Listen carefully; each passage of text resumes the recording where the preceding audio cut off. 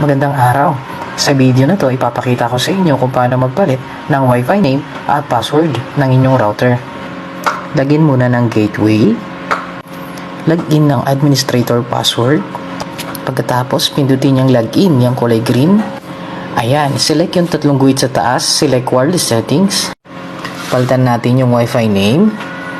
Ayan, pinapalitan ko na. New Wi-Fi name ang isusulat ko dyan. Select natin yung NAN. Gawin nating WPAKPS2. Pagkatapos, ilagay na ang password, Wi-Fi password.